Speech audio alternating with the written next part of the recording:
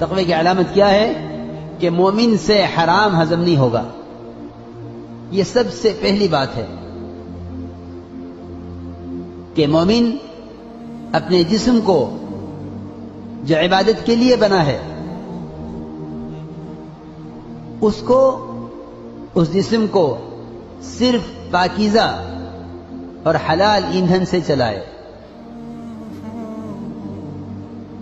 ہم سفر میں تھے، ایک جگہ تیل لینے کے لیے ٹھہرے تو گاڑی میں غلطی سے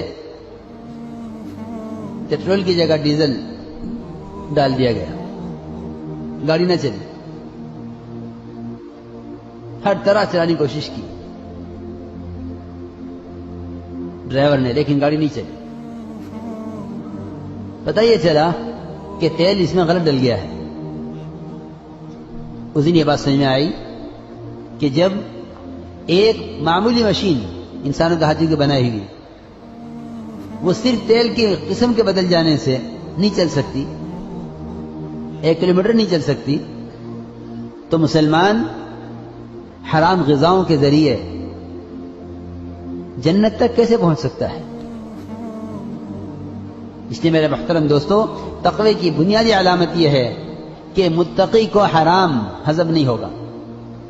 ابو بکر صدیق رضی اللہ تعالیٰ عنہ کو بھوک کی شدت میں کہانت کی آمدنی کا لقمہ کھلا دیا گیا. وہ کھاتے ہی پوچھا کہاں سے لائے ہو؟ کہ کہانت کی آمدنی، کہانت پہلے کیا کرتا تھا پھر توبہ کر لی.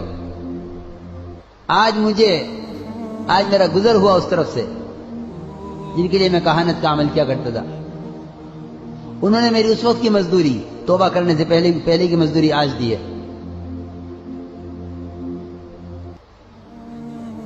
لوگ طریقے بدل لیتے ہیں معاملات میں، لیکن مال وہی استعمال ہو رہا جو حرام طریقے سے کمایا گیا ہے.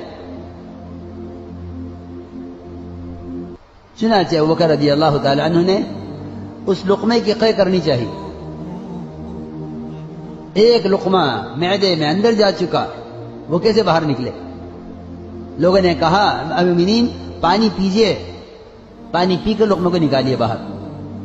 ابوبکر رضی اللہ تعالیٰ عنہ پیالے میں پانی لے کر پیتے رہے اور قے کرتے رہے جیسے کوئی اپنے برتن کو صاف کیا کرتا ہے. جب تک وہ لقمہ نکل نہ گیا اندر سے قے کے ذریعے، ابوبکر رضی اللہ تعالیٰ عنہ پانی پیتے رہے. وہ لقمہ قے کے ساتھ باہر آیا اور فرمایا کہ اگر یہ میری جان لے کر بھی نکلتا تو میں اس کو نکالتا اندر سے.